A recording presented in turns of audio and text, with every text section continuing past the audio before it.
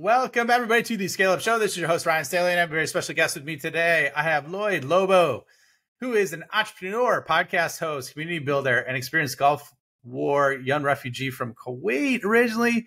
He was the co-founder of Boast AI, and he leveraged a community-led growth model to bootstrap a company to an 8-figure revenue and secure over $100 million in funding, and then also co-founded the Community Traction, which he's now writing a book about that's soon to be released, From Grassroots to Greatness, on how to execute a community-led growth model. Lloyd, welcome. Happy to have you on the show, man.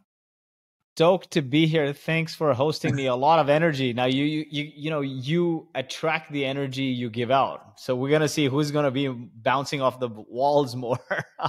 Well, if you're watching on YouTube right now, I mean, I don't think I could conceivably have more energy than Lloyd's hat. Like, I mean, it's just absolute fire. That sounds like a dad joke, but it is, right?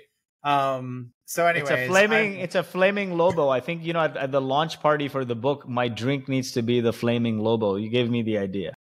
I think you should do that, man. And then you could launch it out and it'd be fantastic. So anyways, before we get like too off the beaten path, would love to give folks just a little bit about your background and kind of what you're doing. Cause like, I know we met, we've had a couple chats before coming on here. Love meeting you, love what you've done, and just kind of like how you made shit happen via bootstrapping. I have massive respect for that. So why don't you share your backstory, man? Like how you got to this point, and then just the journey along the way, because it's highly unique. And then like love what you're doing with the book coming out soon too, that I'm excited to read. Definitely. So, the journey starts way back when I was a refugee of the Gulf War, right? I was 8 or 9 years old, and I used to procrastinate on everything. I studied for a math exam, ended up being a geography exam, and I thought I like failed 5th grade or something.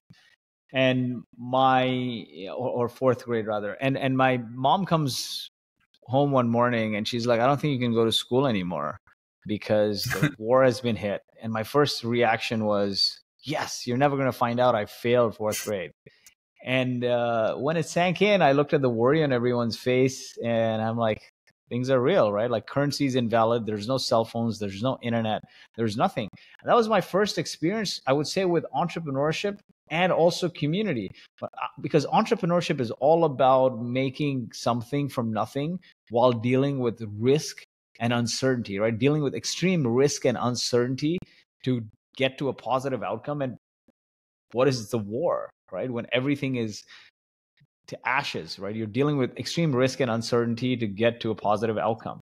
And so that was my first experience with entrepreneurship and community. Went down the building with my dad and saw a bunch of worried faces, and everyone started coordinating. It came together from grassroots. My dad's like, hey, I'll guard the building from this time to this time. And somebody else was like, yes, and I'll come for this other time. And so there were no phones, so people would just keep their word. Somebody would say, I'll coordinate food and supplies for the building. And every building became a sub-community, and that word of mouth spread, coordinated with with different countries, organized buses, and evacuated people to safety. So that was my first experience with entrepreneurship and community.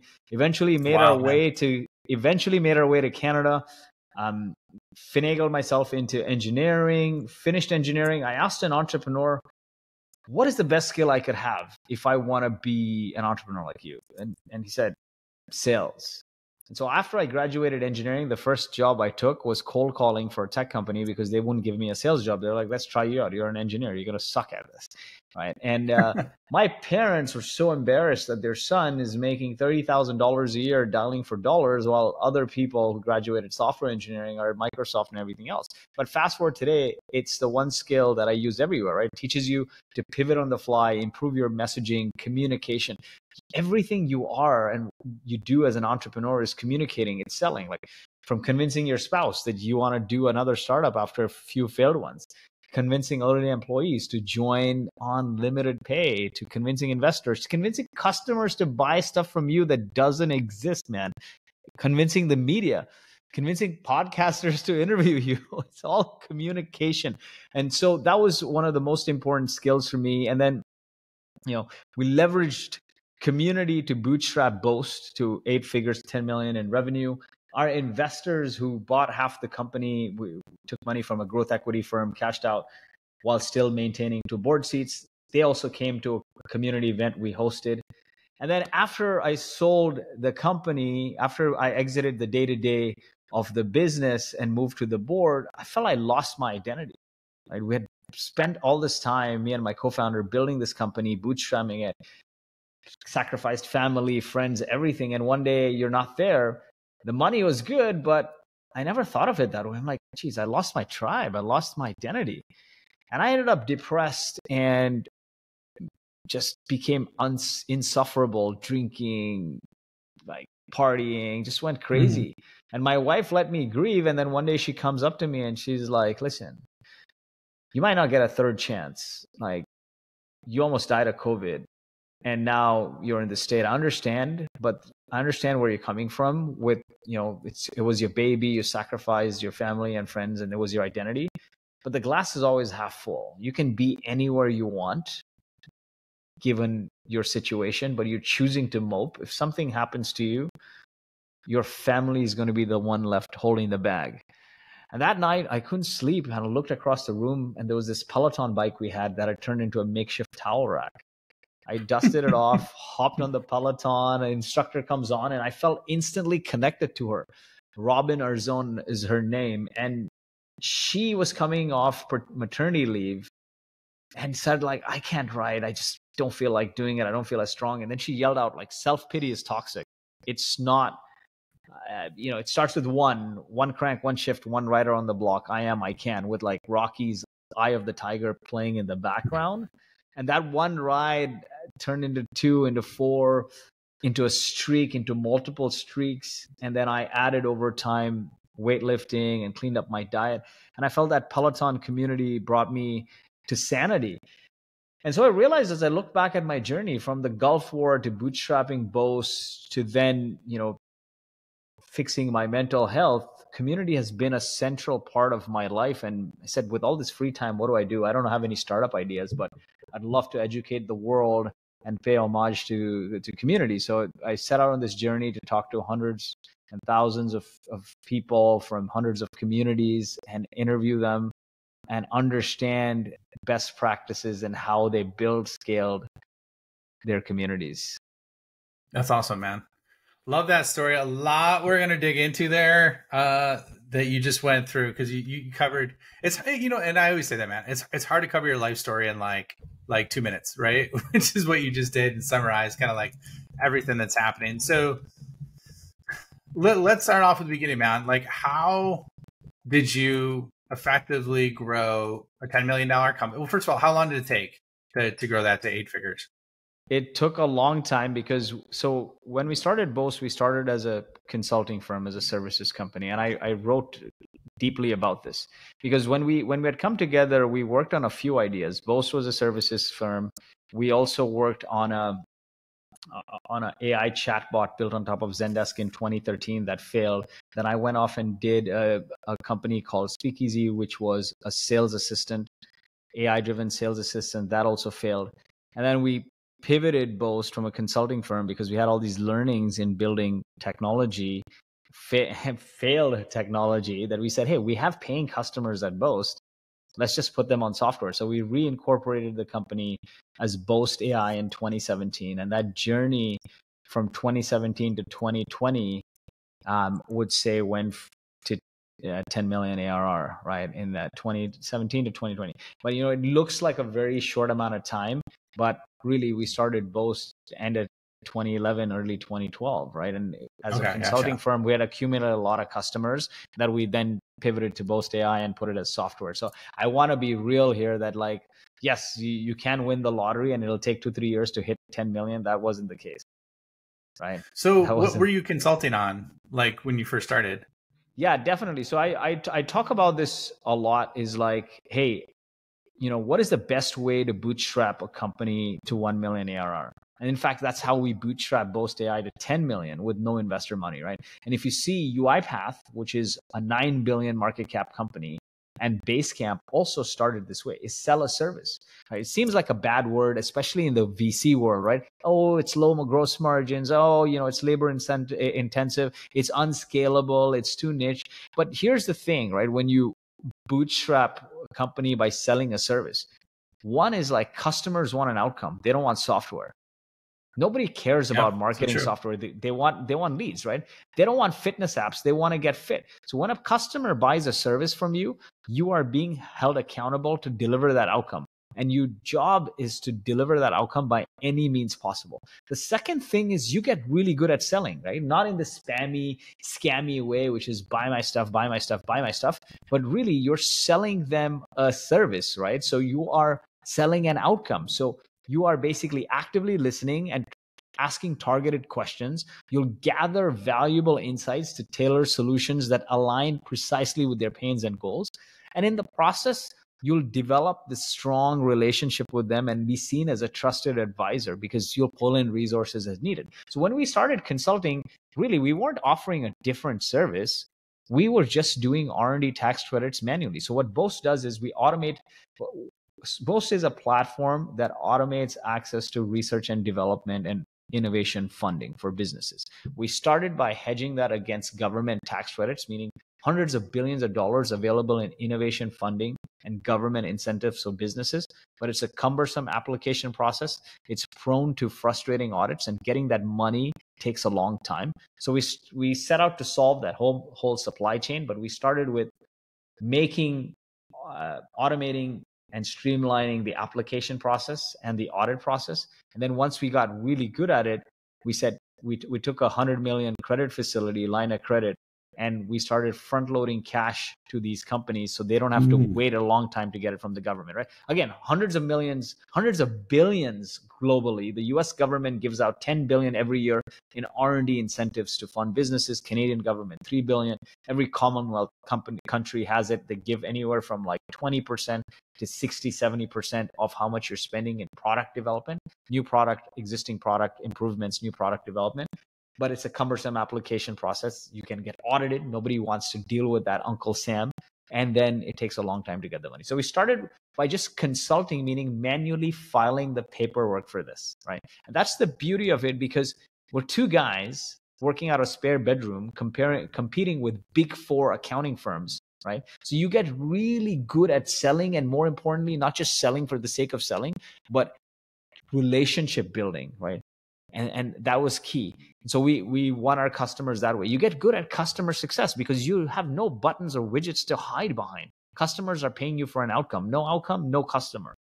And then through that process of doing those applications manually, we knew exactly what to build because we knew the step-by-step process to deliver customer outcomes. Then we knew what to automate, what to delegate, what to eliminate, right? So like, for example, if you're collecting data manually, you have to build in integrations.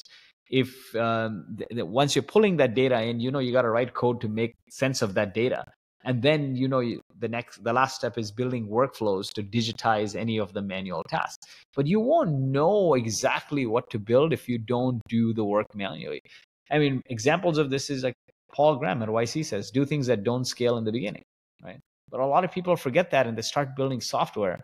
They don't talk to customers. And it's, this talking to customers has also become sort of misconstrued. Nobody's asking you to talk to customers to get information on what to build. Like, oh, tell me what feature you want. Tell me what to build. Because, this whole like talk to customers thing is taken way out of proportion. I see a lot of entrepreneurs, they'll go and ask customers, hey, what do you want me to build? Like, oh, you have this problem. What should I build? How would they know? Like Henry Ford said, if you ask people what they want, they're going to tell you, give me a faster horse. You got to hone in on the problem. You're asking about the problem, not about your solution. Fall in love with the problem and keep honing in on it. Try to solve that problem manually, then figure out the process to deliver the outcome manually. Then you know what to automate, right? Mm-hmm. Solution is on you. You're the expert. You're the genius. You're the tech whiz. Don't ask the customer for the solution. Ask them everything about the problem. And then once you know what to build and you start figuring out integrations to pull the data manually, pull the data you were pulling manually automatically. So you'll see some of your manual time go down. Then you normalize that data and you make sense of it. You apply analytics so you know what to do with that data. You'll see some of the manual time go down. Then you'll create workflow software to automate filling out forms and all this stuff. And you'll see some more of that time go down. And then your gross margins will go up, your profit will go up, your scalability will go up. And as a function of doing all of this, you'll get to millions in revenue with maximum control and no dilution. And you'll realize if you keep doing this consistently and sticking to it, you'll get to 5-10 million in revenue, and you don't have to raise money to grow your business. You can raise money to bring financial freedom to yourself and still maintain control of your company and grow. So that's the route we took, but it was hard because there was never light at the end of the tunnel. Yeah. until there was, right? Success is just compound interest on doing one or two things consistently well over time. We had no marketing team till about 10 million. It was just doing a lot of events. Our BD people were more like community managers, going out there, shaking hands, kissing babies, helping people, right? Fall in love with your customer and make them successful beyond your product or service. What is the greater purpose? Yes, you provide R&D funding, but what do people need R&D funding for? To accelerate innovation. Why do they want to accelerate innovation? To grow their business, to change the world, some deeper purpose. You got to connect to that and help them. And if you keep doing that, the compound interest on that plays out, right? Because when we started, nobody would talk to us. I said cold calling, cold emailing wouldn't work. They just ignore us because Big Four were doing it. So what was a great way to anchor this? What was a great tactic to anchor this whole community building effort around? We're like, hey, we know a lot of people, influential people. Why don't we host meetups, inviting them to share their journey, much like you're doing with a podcast, but in-person meetups. The first meetup, 10 people showed up, then 20 people, then 30 people, because this was tactical advice on how they got from A to B to Z. And nobody was sharing this. Podcasts weren't very prevalent at the time. And so they started sharing this information. More and more people would come. And one day there were 200 people in the co-working space, and the GM of the co-working space is like, hey, you guys can't run full-blown conferences. It's no longer a pizza night. So that evolved into the Traction Conference and the community. And then when the pandemic hit, we had to cancel a conference. We had like 50 some odd speakers. I didn't want to do a virtual summit because I can't sit through a 2-day virtual summit. So reached out to all the speakers and said, will you do a 1-hour AMA style live webinar with our audience? And that started hitting because hundreds of people would register. We moved to 2 webinars a week, and we did it very, very consistently. The one theme that happened there, right, especially when you're bootstrapping, there's a general theme here. It's like, you got to be very visible, you got to be credible, and then maybe someday you'll be profitable. But how do you become credible if you don't have inherent credibility? It takes a long time. One great way to do that is brand rub. Associate with people who have a bigger brand or influence than you, attach yourself to them, and you'll get their brand rub. You'll be visible, and as a function of being visible with them, you'll get some of their credibility. So by inviting notable people, notable entrepreneurs to our events to speak there, that drove the social proof for us. Our events got bigger. Our investors who bought the company also came from an event we hosted. So that was, it wasn't like 100 things we did. Literally, it was an SDR team that would reach out to the people we'd meet in the community, and we'd do a lot of community events. Just those 2 things. No marketing. Yeah. No, it's basic not stupid, website. man. It works, right? Like it's the basics that a lot of people don't talk about. So like, let's rewind a little bit, and I want to like chip away at some of this. So with the consulting, did you have like long-term contracts with clients when you did it, just year over year, or was it more project based? It was year over year, because the thing is R&D. So the one thing when you pick a service to remember is building a service is a great way to bootstrap, right? That's how UiPath did, and they had one of the biggest IPOs in the last couple of years, right? They were selling an robot, like a basically robotic process automation service. They were building tooling, and Basecamp also was an agency before Basecamp came out. If you want to start a company and bootstrap it, doing a service is great. What makes it even better is if it's in an industry that's largely ancient and manual, right? Like jangling together multiple tools, and it's a recurring need. So the one thing that was tax credits, just anything taxation, is a largely manual, ancient industry. It's regulated. But the second thing is it's also a recurring need, right? Every year you got to file for this. And so we picked that combination because then it lends itself very well to SaaS, because once you automate it, people are going to need it every single year. Yeah, I think that's good, man. Like really sharp solution design, because that's what I think a lot of consultants run into is project-based work versus continual repeatable revenue. So that makes a lot of sense. Love what you did in terms of like ramping up, having the meetups, growing those over time, doing almost like an in-person podcast, if you will. It kind of sounds like back in the day, you know what I mean? Yeah. So I think that's great. And then so 2020 came around. Why did you decide to sell the company and then leave the day to day? Like what went into the decision with that, and like kind of how did you decide to do that? So 2020, a lot of investor interest came into the market. So we started getting hit up as well. And the one thing, my co-founder, Alex, is very rational, smart, right? He's a combination of engineering and accounting. He always said, we'll take money if we can turn $1 into $3. But we've also bootstrapped. I want to maintain control. And I don't want to be build somebody else's definition of success, basically, right? He's like, we'll take the money if it de-risks us. He's like, we bootstrapped the company after all these years of effort, right? First a services company, then pivoted to product company. After all these years of effort, it's finally making money. Why would you take some venture capitalist money who wants to buy stake in the company, and then now you're running again, and it could be boom or bust? He's like, I wouldn't take it, right? So he was against that.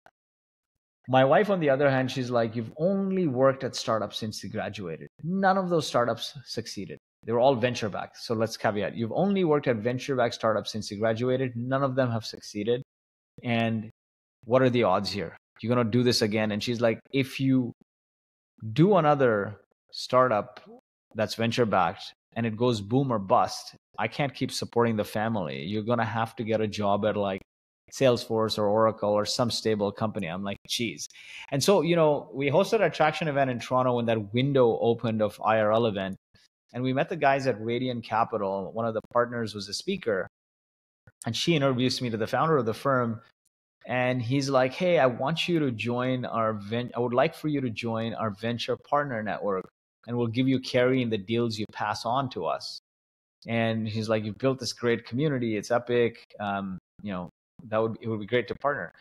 And I'm like, listen, man, I have a business to run, and I don't think I can do this. The community stuff is just like, my give back, my paying it forward. The traction money mostly goes to fund a nonprofit called Launch Academy, which is an incubator, a nonprofit incubator. And he's like, what does your business do?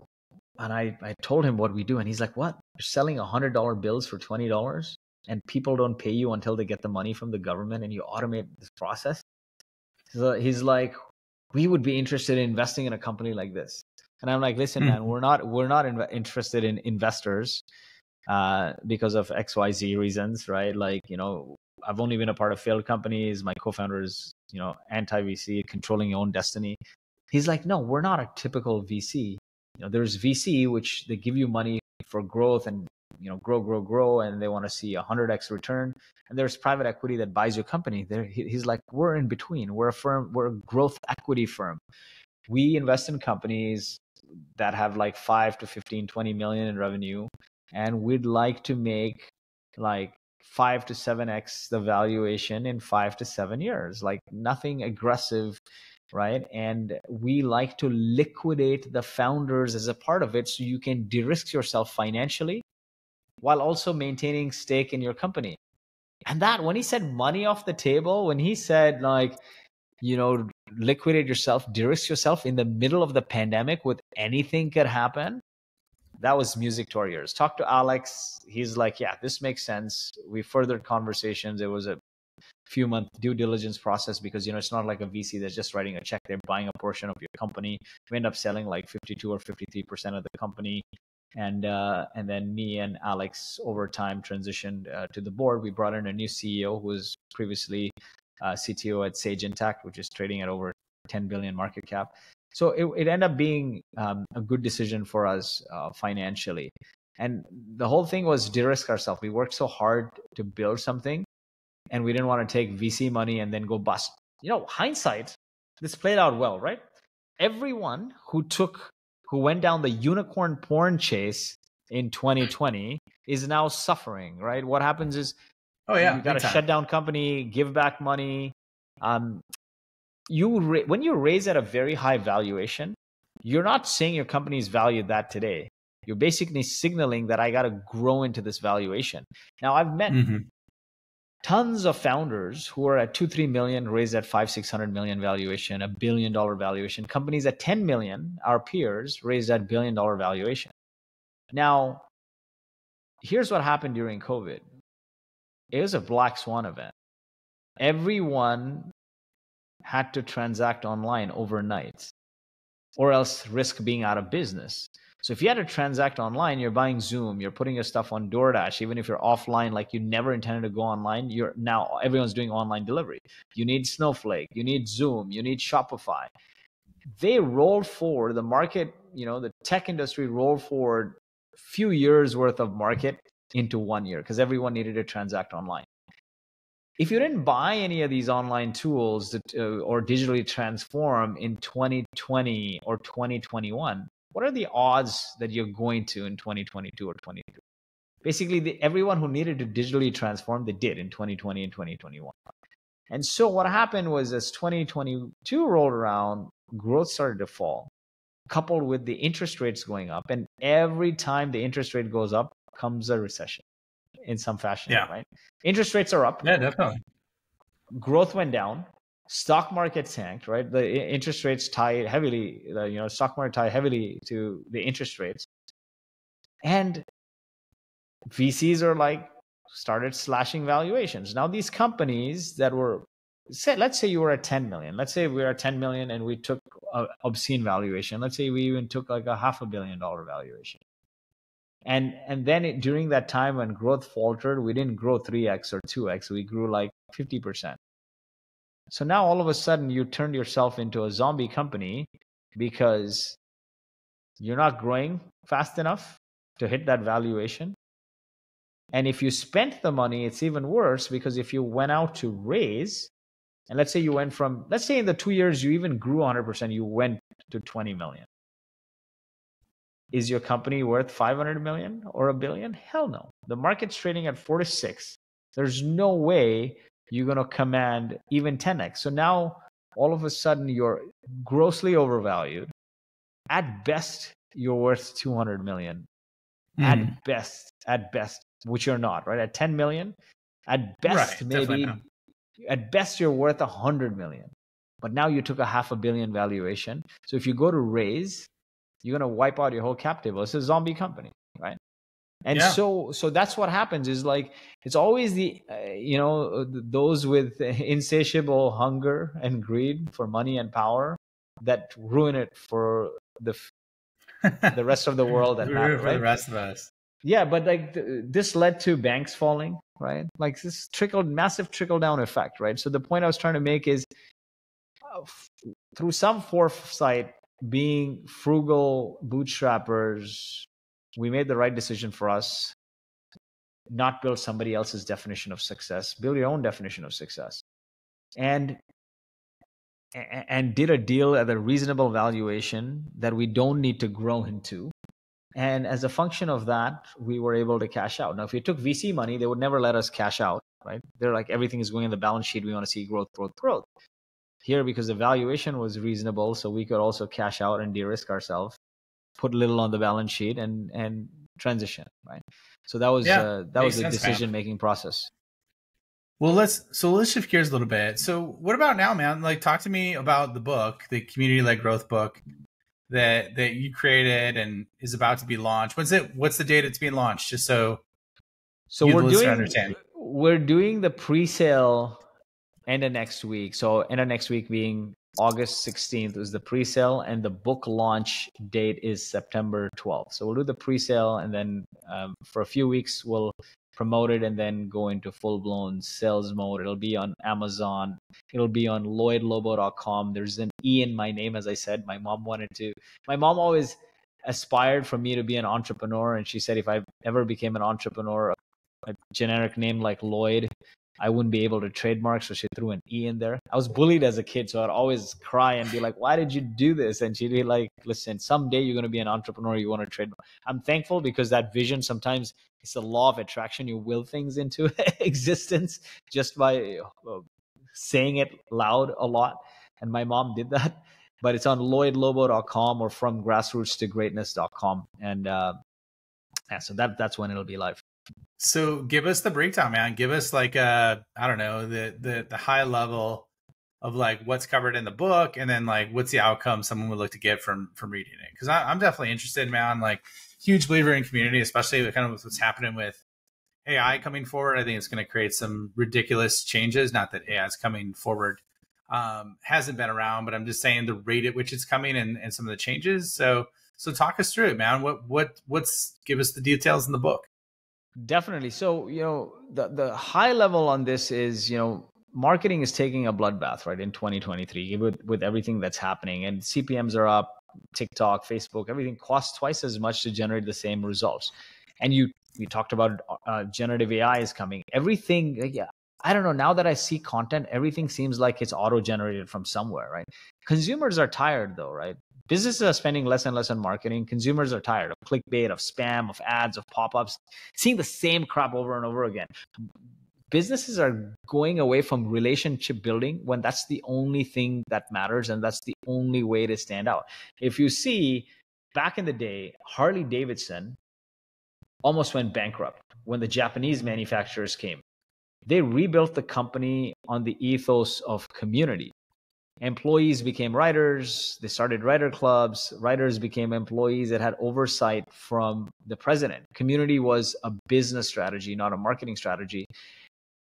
Community created a huge Save a Harley campaign. Today they create campaigns, fundraising campaigns for breast cancer and every conceivable disease out there. And it's an iconic brand. You can recognize a Harley Davidson fan just by what they're wearing, right? And so that was a thesis behind it. Is these big brands exist? How do you leverage their learning? So I end up talking to hundreds, thousands of people from hundreds of companies and communities, asking the same questions over and over again. And a few things I came upon as a function of that.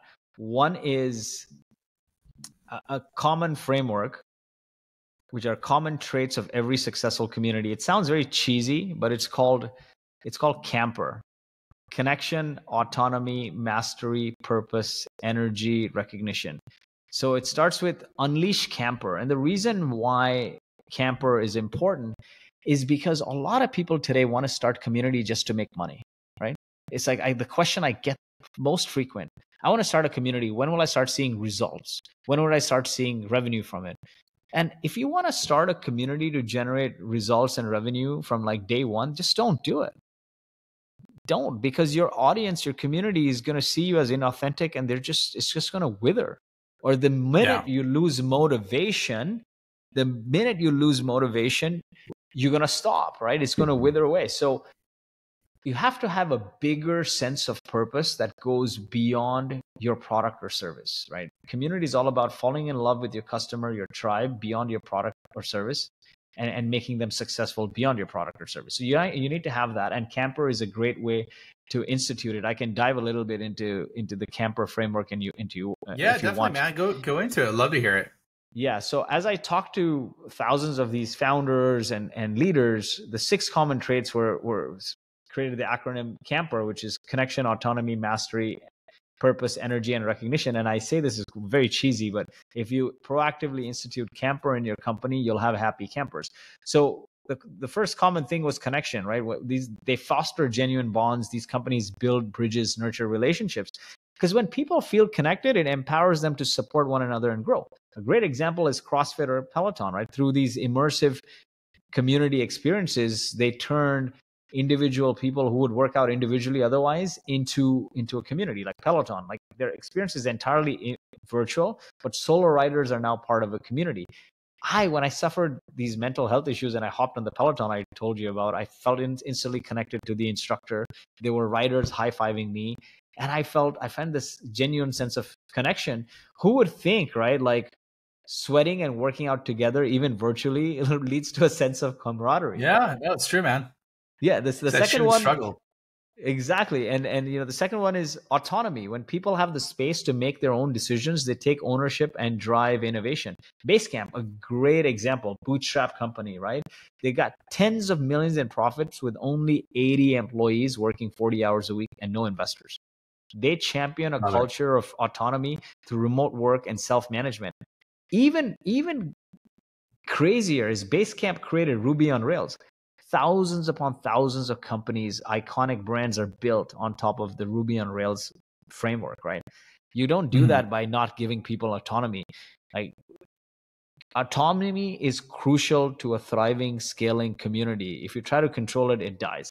The third thing is mastery. When you help individuals become experts in their fields, they not only drive growth but also inspire others to reach their full potential. You help people hone skills. Another great example, we just talked about generative AI. You see Adobe Photoshop has this autofill and it's going viral, right? You can fill the backgrounds. I don't know if you've Mhm. seen that. I Like, you haven't. take an image. Yeah, I think I have seen that one actually. Yeah, so when you have an image, you can fill, and you can click on the backgrounds, and it automatically creates this background to suit it. So you could have a crappy background, and you could fill it. You can create sceneries using generative AI. How do things like that come about in a massive company worth billions, right? Where it's so large. Adobe has a Kickbox program which provides employees with resources, mentorship, and funding to explore new ideas and projects. Basically, they're enabling their people to hone skills, expand knowledge, and pursue excellence. The fourth one is purpose. They're united by a shared purpose that fuels motivation and provides meaning. I genuinely believe there's no good or bad people. There's people in the middle. Everyone is well intentioned, but life happens, right? Stressors happen, negative energy, mortgage, salary, taxes, um, school payments, you name it, mortgage payments, car loans. Life happens. You get so busy that even if you want to create impact and do social good, you don't have the time. So when your community has a great purpose and you align people around that great purpose, even if they do a small job as a part of aligning with that purpose, they feel they're part of a bigger purpose. A perfect example of this is when President Kennedy was walking the NASA and he saw a janitor at midnight sweeping the halls. And he asked, "What are you doing here?" And the janitor says, "Sir, I'm putting a man on the moon." That's what great purpose does, right? The person with the smallest role feels part of the big outcome you're creating.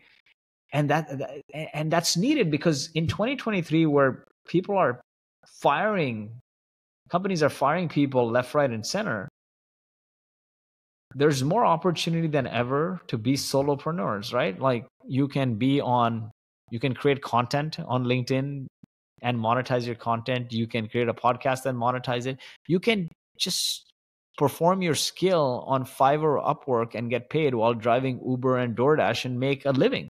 So why would Yeah. you work for somebody else and give up your time freedom if there is no purpose? So that is another big common trait I found, is like there's a great sense of purpose. Patagonia, perfect example, right? They promote environmental stewardship by encouraging employees to volunteer, but they lead by example. They donate 1% of sales. The fifth one is energy, creating an atmosphere of enthusiasm. When your culture is vibrant, it sparks inspiration and endless possibilities flourish. You could have connection, autonomy, mastery, purpose, but if the energy is drab, you're just gonna wither away, right? Have you ever been to a conference where you're surrounded by great people that you love, you're connected to them, but the speaker rolls around and you're falling asleep and you just want to leave? Yeah. Energy is Totally, man. energy. Energy is really important. Red Bull, perfect example of a community that incorporates energy through their extreme sport events, music festivals. Everything is very high energy, right? People are amped up. And the last one is recognition. Number 6 is recognition. When you celebrate achievements, big or small, and value people, what they bring to the table, when you do that proactively, they keep coming back for more. Nobody wants to feel like just another cog in the wheel. I'm paying you, and that's it. This is your job. Do it. No, people want to feel rewarded or else they'll go anywhere else, right? A great example of this is GitLabs. They have a heroes program that gamifies involvement and rewards top volunteers. So like contributors get swag and support, and heroes get like unlimited software licenses, personalized assistance, and superheroes get like career coaching and direct access to GitLabs leaders. This company had a multi-billion-dollar IPO. But back in the day in 2017, their servers went down and like they lost a lot of customer data. Now, this could have been like a company dying event, but their community came together to fix this problem. They fixed it. The community fixed it. And they said, you know what? Things happen. What matters is you communicated it transparently and you turned it around. And so how do you do that? Like when, how do you get people, how do you motivate people, right? You have this camper and you communicate it. Communication ties everything. The job of a leader is to communicate and clearly articulate the vision to inspire, energize, motivate people, because people are inspired and energized, they can move mountains. It's not a one and day done activity, right? So it's very important to communicate that constantly. When people say it's enough, that's when they've heard you, right? Otherwise people forget. So that is so the true, piece. man.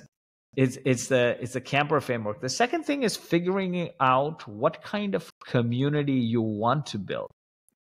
So there is a community of practice where you teach people something, you educate people. People are coming together to learn, like HubSpot's inbound marketing program. I was an engineer whose first job was in sales, went into GTM. Everything I learned about GTM back in the day was through HubSpot's inbound marketing. As soon as I had some money to buy software, we bought HubSpot. So Right. that's a community of practice. A community of product is basically turning your customers into evangelists. It's all about educating them on your product, how to use it, how to become better at it, how to integrate with it. And the last one is community of play, coming together to have fun. Now, I tell people that if you are a young startup that doesn't have product market fit, do not build a community of product. Build a community of practice. You're helping customers become better versions of themselves. You're helping your audience, your ICP, become successful beyond your product or service. So figure out not what your product does, but the aspiration or outcome it serves. Apple is a perfect example. They don't talk about their features. They talk about the aspiration of creativity, right? Yeah, and their competitors are talking about features that are better than Apple, but still Apple is the most valuable company on the planet. So when you don't have product market fit, build a community of practice, sell the aspiration that they're looking to get to, right? And educate them around that. The next one is Next one is nail down your ICP. Figure out an underserved niche, identify their pains, find out where they eat, breathe, drink, sleep. What are their aspirations? What are their goals? How can you help them become better versions of themselves? Once you have that ICP nailed, draw their circle of influence, meaning what are the tools they pay for? This will give you, what are the tools and services they pay for? This will give you a list of potential partners. Who are the influencers they follow and listen to? So this will give you your list of speakers for your podcast or your conferences, right? And then what other things they frequently visit, like what events, what magazines, what blogs, or podcasts. So this will give you another channel for distribution. You're basically trying to understand where do these people eat, breathe, and drink and sleep, so you can surround that circle of influence. Then you start by building an audience. You now talk to this niche, you've understood it, you've written down 100, 200 burning questions for your niche. So you can, if you had to write an encyclopedia, ultimate guide to XYZ, what would be the chapters, sub-chapters, and topics it would include? And then start creating content on the channels your audience is most prevalent. Once you start developing this audience, start bringing them together in person. In person is indispensable to community building. Even the communities you think that are not in person, like Yelp and Canva, actually do a lot of in-person meetups. We're sound and sight right now. If we were in person, it would be taste, touch, smell. And anytime you incorporate more than two senses, you start to build stronger, more genuine connections. We'd probably hang out for hours. We'd probably have drinks. We'd probably eat. We'd probably schedule the next meeting, right? We become friends. Like interactions when in person turn into friendships or have potential to turn into friendships. And that's why, people were so excited after the lockdowns were ended, because they met so many new friends online that they wanted to meet in person, right? And that turned into lifelong friendships. And so once you start building the audience, bring them together to create this community. Once you have the community congregating regularly, give them a greater sense of purpose so they can create impact. A perfect example, Mr. Beast, biggest influencer of all time, right? When he throws a campaign like, hey, let's raise 20 million to plant 20 million trees, or let's raise 30 million to take out 30 million pounds of trash from the ocean, or let's heal 1,000 blind people. It brings people together to create impact. We talked about the President Kennedy and the janitor case. Here, people may have a penny or $1, but they're like, as a part of this, I am curing 1,000 people. And the compound interest, when done over time on volume, is not a penny anymore, right? Every drop makes an ocean. It becomes an ocean. That's how Mr. Beast came about, is a consistency. And the community now comes together to create impact. It becomes a movement. Once that movement has unwavering purpose or faith in its purpose, it becomes a cult or a religion. Everything from Christianity, every iconic brand or iconic community from Christianity to CrossFit follows that path. Audience, community, movement, religion. Love it, man. Well, I think that's a great breakdown. And so what we'll do is we'll put a copy in the show notes of where they get the book, where you, the listener, can get the book. I'm going to check it out, man. A lot of great concepts identified in the camper methodology. I love how you put that together, and then also creating a movement is just absolutely huge. Something I'm focused on right now too. So unfortunately, though, we're up on time. So where can people find you? Where can they find more about you and the book release? And then we'll wrap it up from there. Definitely LloydLobo.com or FromGrassrootsToGreatness.com. LLOYED. Remember the E? My mom wanted me to trademark that name someday, but LloydLobo.com. I'm Lloyd Lobo on LinkedIn. I'm active on LinkedIn, post a couple times a week, get good engagement, just advice on mental health, on bootstrapping, on community building, all things business, tactical mostly on how I did it. And so follow me there. If you want to listen to our Traction community or join the Traction podcast, just search for tractionconf.io on Spotify or Apple, or just go to tractionconf.io. And if you want to get R&D funding for your company, go to Boast AI. That's BOAST.ai. But the book you can get on LloydLobo.com or FromGrassrootsToGreatness.com. Love it, man. Well, thanks for being on the show. This was awesome. I love connecting with you. Love the breakdown. So thanks for being on, Lloyd. Thank you so much. All right. And I will see you on the next episode. Fantastic.